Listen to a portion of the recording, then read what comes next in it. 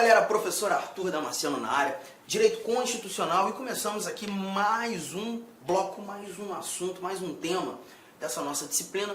Nesse nosso bloco a gente começa a trabalhar os chamados princípios fundamentais. É o primeiro título da nossa Constituição, é um estudo tranquilo, e nós iremos andar pelo artigo 1º, do artigo 1º ao artigo 4º da nossa Constituição, sendo mais preciso. E aqui nós iremos encontrar os chamados valores estruturantes, né, e basilares de toda a nossa Constituição. Falaremos sobre os fundamentos da República Federativa do Brasil, falaremos sobre o famoso princípio da tripartição dos poderes, os objetivos fundamentais do nosso Estado soberano e os princípios que regem as relações internacionais do nosso Brasilzão, artigo 1º, 2º, 3º, 4º. E vamos lá, sem muitas delongas, vamos avançar aqui nosso primeiro slide, nossa primeira informação aqui apresentada. Temos o seguinte, olha aqui, ó. A República Federativa do Brasil, formada pela união indissolúvel dos estados e municípios e do Distrito Federal, constituem-se em Estado democrático de direito e tem como fundamentos.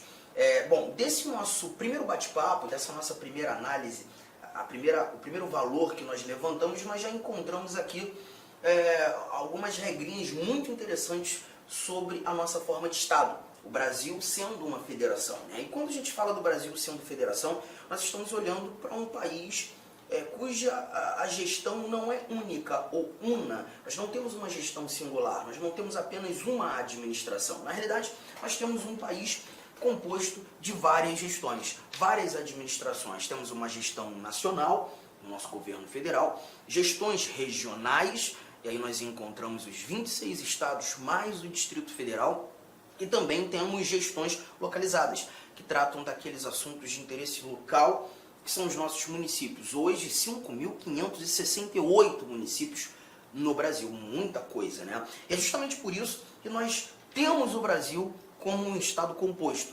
E em algumas provas você vai perceber que quando a gente tem essa recomendação de ser o Brasil em sua forma de estado, uma federação, em alguns momentos os examinadores costumam apontar a federação como estado composto.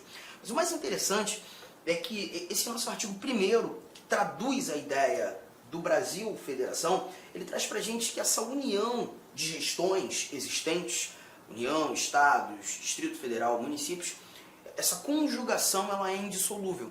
E é importante lembrarmos que uma das maiores, se não a maior característica de um Estado federado é justamente essa indissolubilidade do pacto federativo. Enquanto vivermos sob a égide da Constituição de 88, enquanto nós vivermos como uma federação, essas unidades que compõem o nosso Estado composto, essas unidades federadas, elas estão inseridas num pacto de indissolubilidade. Ninguém se separa, ninguém se separa. E veremos, inclusive, no decorrer do nosso estudo, quando da pretensão de um Estado se separar, e é o que a gente costuma ter como direito de secessão, que não existe no nosso Estado federal, um dos institutos que busca proteger essa integridade nacional é a intervenção federal. A intervenção é um estudo que a gente ainda vai fazer a partir do nosso artigo 34 da Constituição. Nesse momento, é apenas lembrar que o Brasil como federação carrega com prisma, como um dos elementos determinantes ou característica essencial, a indissolubilidade do pacto federativo. É o que temos aqui. Constitui-se um Estado democrático de direito, ou seja, nós temos o poder do povo instituído em leis, e temos como fundamentos esses 4 incisos que aqui estão sendo apresentados para nós. A soberania, a cidadania, a dignidade da pessoa humana, os valores sociais do trabalho e da livre iniciativa e o pluralismo político. Então, um bate-papo rápido aqui, né? Quando a gente fala de soberania, esse primeiro fundamento da República Federativa do Brasil, eu costumo dizer que esses fundamentos são pilares sustentadores do nosso Estado maior. Aqui a gente está falando de uma soberania nacional, tá? Como regra geral e majoritariamente entendida, a soberania nacional, a soberania que está nas mãos do Estado Maior. E é um poder ilimitado, é um poder que consegue fazer ou estabelecer ou coordenar essa capacidade que o Brasil, que a República Federativa do Brasil tem, se relacionar com outros Estados soberanos, né? E a gente verifica isso em muitos momentos da nossa Constituição.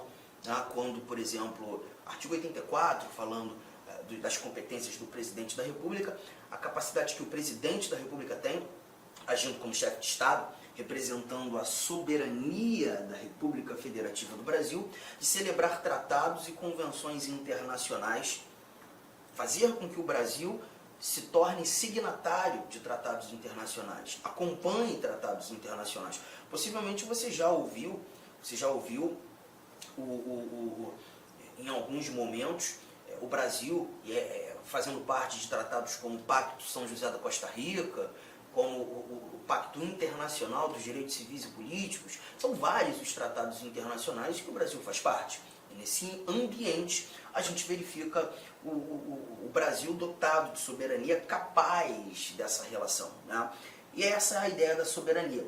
Mas parte da doutrina também costuma apontar essa soberania como a soberania popular, poder do povo. E quando a gente fala de soberania popular, aparece mais um slide aqui.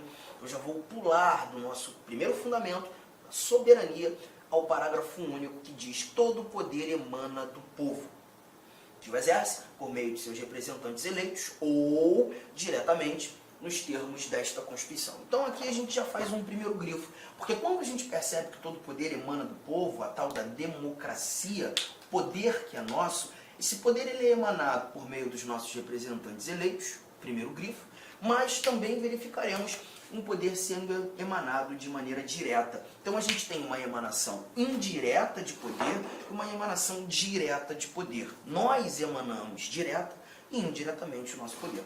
A ideia da emanação indireta faz com que entendamos a chamada democracia representativa. Democracia representativa. Assim como quando emanando o poder de maneira direta, uma democracia participativa. Arthur, você pode me dar exemplos dessas emanações, dessa democracia representativa e dessa democracia participativa? Claro. A democracia representativa é aquela que a gente visualiza o tempo todo, né? Os nossos representantes eleitos, deputados, senadores, articulando projetos de lei, fazendo com que esses projetos de lei se tornem leis. Aqui nesse momento nós estamos verificando a chamada a democracia representativa. Os nossos representantes eleitos tomando decisões em nome do povo. Já a democracia participativa, eu acho que o elemento primordial, o primeiro que nos faz entender a democracia participativa é quando a gente verifica o voto, né? O voto, esse instrumento que temos, garante a nossa participação na estruturação da vida política do Estado. O voto é, sem dúvida alguma, um instituto de democracia participativa. E não apenas o voto. Quando nós também estudarmos direitos políticos, é um assunto que a gente vai começar a desbravar. Quando chegarmos ao artigo 14, nós iremos falar do plebiscito, nós iremos falar do referendo, nós iremos falar da iniciativa popular. Posso rapidamente sintetizá-los e entender que tanto o plebiscito quanto o referendo são participações populares, diretas, que buscam ali ou fazer com que um ato normativo seja criado ou, inclusive, referendar um ato já criado. Muitas vezes, quando, por exemplo, não apenas o Congresso, tá? Mas, por exemplo, o Congresso Nacional tem a pretensão de criar uma lei ou alterar legislação, ou até mesmo, quem sabe, alterar a nossa Constituição por meio de emendas constitucionais, em alguns momentos seria possível em que o povo fosse consultado, o eleitorado fosse consultado. Essa consulta, eleitorado, permite ou não, desejam ou não, com que criemos a lei, com que alteremos a lei, com que façamos alterações na Constituição. Essa pergunta é feita, essa consulta popular é feita. E essa consulta prévia ao nascimento do ato normativo, prévia à criação da lei ou alteração legal, ela é chamada de plebiscito. E a nossa fala, a nossa resposta acaba sendo determinante para a criação de um determinado ato normativo. Já o referendo um pouco diferente, porque no referendo nós temos a criação feita, a lei nasce, a alteração da Constituição ocorre, o ato normativo é editado, todavia a sua eficácia ou a sua vigência vai depender de uma confirmação popular. O nosso poder público cria e nós confirmamos. E essa confirmação ela é determinante para a vigência ou não daquilo que fora criado, né? Então a gente tem nesse caso o referendo, a nossa participação posterior à formação do ato, né? E a iniciativa popular, que também veremos, e isso a gente vai anotar com muito mais cautela quando começarmos a estudar direitos políticos. Como disse, a iniciativa popular nada mais é do que a nossa capacidade de criar projetos de lei. Criamos projetos de lei e apresentamos esses projetos de lei ao Poder Legislativo, em busca de fazê-lo se tornar uma lei. E aí a gente está falando da iniciativa popular. Emanação direta de poder. Mas quando a gente visualize o que é mais importante aqui, já que estamos tratando de princípios fundamentais, que é um tópico bem abrangente, bem amplo, né? A gente não especifica ainda as informações. Quando da conjugação dessas duas facetas da democracia, a democracia representativa, a democracia participativa, chegamos a classificação de uma democracia semi-direta. Então toma cuidado, que a democracia brasileira ela não é tão somente direta, ela não é tão somente indireta, ela deve ser chamada de democracia semi-direta. É isso que a gente retira desse nosso parágrafo único, essa capacidade que temos de emanar o nosso poder, porque o poder é nosso, de maneira direta, de maneira indireta, sintetizando o que chamamos de democracia semi-direta. Tamo junto? Tranquilo? E, como disse, essa é nada mais que uma das orientações a esse primeiro fundamento. Fique tranquilo que nas provas, ou o teu examinador trará a primeira conotação que fizemos, ou a segunda. Em momento algum ele te colocará em xeque, porque são duas informações corretas, tá? Cidadania. Cidadania se confunde também com o que a gente chama de nacionalidade, e é importante você dominar essas diferenças, né? Porque quando a gente fala de nacionalidade, não está aqui, a nacionalidade é justamente o vínculo jurídico-político que liga você ao Estado soberano. Então, a partir do momento que você nasceu em solo brasileiro, e não é a única maneira de ser chamado brasileiro nato, quando nós estudarmos a nacionalidade, é um outro tópico muito gostoso de se estudar, a partir do artigo 12, a gente vai perceber que há uma diferença entre brasileiros natos, brasileiros naturalizados, inclusive diferença no que tange a conquista, a aferição dessas nacionalidades, né? E aí a gente percebe que o brasileiro nato, como regra geral, é aquele que nasce em solo brasileiro. Existem outros caminhos. Eu posso nascer fora do Brasil e também ser chamado de brasileiro.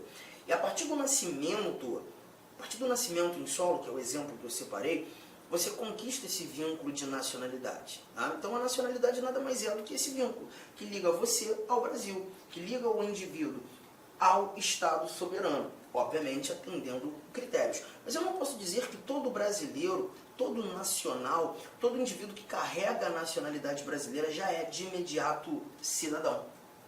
E isso muitas vezes a própria mídia nos atrapalha, né? Televisão, rádio, jornal, quando a gente encontra aquela informação que um determinado indivíduo tem dupla nacionalidade. Gente, muito cuidado. Provavelmente não foi isso que aquele indivíduo, aquele repórter quis dizer. Ele quis dizer que o indivíduo tem dupla nacionalidade. Ele tem a nacionalidade brasileira e a nacionalidade mexicana. Ele tem a nacionalidade brasileira e a nacionalidade argentina. Ele tem a nacionalidade brasileira e a nacionalidade italiana. Mas a cidadania, ela se difere da nacionalidade, porque aqui a gente está falando apenas do gozo dos direitos políticos. Gozo dos direitos políticos. Nada mais que isso. Então, quando a gente fala de cidadania, a gente está tratando daquele indivíduo que titularizou direitos políticos. Em outras palavras, a gente está levando em consideração apenas o poder votar e, por consequência, ser votado. Tá? Essa é a cidadania, a capacidade que eu tenho de participar da estruturação da vida política do meu Estado. Ponto final. Legal? Mais um elemento. A dignidade da pessoa humana é um princípio muito importante, né? Porque a dignidade da pessoa humana é a essência dos direitos fundamentais. Então, quando eu verifico no estudo por exemplo, o artigo 5º da Constituição, olha como é que os princípios fundamentais eles vão te mostrando vários artigos da Constituição. Por isso chamar de princípios fundamentais. São princípios norteadores de todos os demais valores que nós estudaremos no texto constitucional.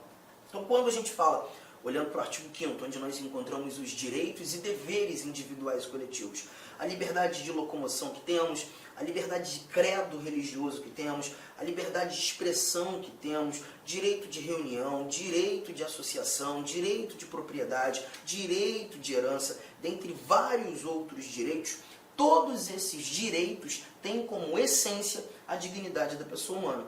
A dignidade da pessoa humana, eu digo, é a raiz dos direitos fundamentais. Os direitos fundamentais, eles derivam desse princípio.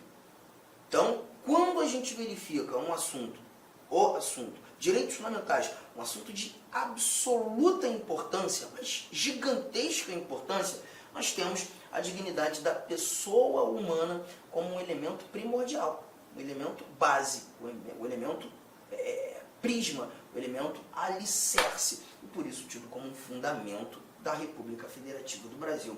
Os valores sociais do trabalho e da livre iniciativa. Aqui é interessante, porque perceba, nós temos regras que buscam abarcar ou equilibrar as relações de trabalho. Temos regras. E essas regras, elas acabam estabelecendo... Inicialmente, eu gostaria de pedir licença para vocês, pois interrompi seus estudos. Mas este vídeo é um vídeo demonstrativo para você conhecer os nossos processos.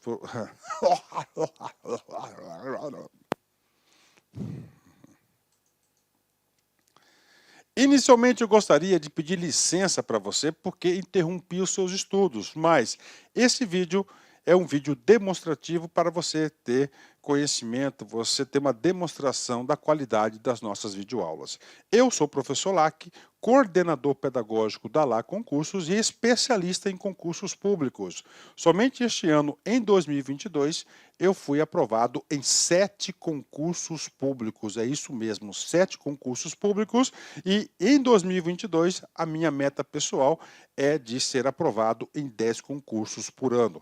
E eu acredito que eu vou conseguir ser aprovado. E eu estou aqui para te ajudar nessa caminhada vitoriosa do concurso do INSS. O nosso curso online, ele é um curso super atualizado, super competitivo, ele fecha o edital, ele é top de linha e eu tenho certeza, se você seguir as nossas orientações pedagógicas, se você seguir o nosso cronograma de estudos, a nossa metodologia, que é o Personal Coach. O que é personal? É pessoal. O que é coach? Coach é pessoal.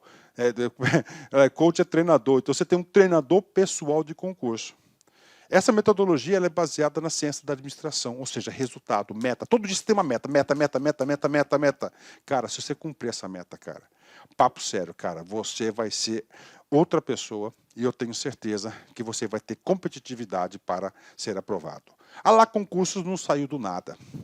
O último concurso do INSS, por exemplo, que teve o edital publicado em 2015 e a prova foi aplicada, salvo engano, em abril de 2016, eram 2.000 vagas, 2.200 vagas, né? 2.200 vagas, e nós tivemos a honra de aprovar 204 alunos dentro, tá, do número de vagas. É isso mesmo, 204 alunos. E neste concurso, nesse certame, nós queremos superar a nossa meta. Essa turma, já tivemos 4 turmas pré-editais, agora a gente está na turma pós-edital do INSS 2022. Bacana? Professor, quanto custa? Está aqui, ó, apenas 10 parcelas de R$30 o nosso curso online, e nós temos o curso presencial também com transmissão ao vivo, né? Olha aí, né? Só para uma postagem do nosso Instagram lá de 2016, né? 204 alunos aprovados, ok? Meus amigos, minhas amigas, espero vocês aqui na LA Concursos. Vocês podem ter certeza que eu, professor Lac, eu farei de tudo mesmo, para que você alcance o seu resultado.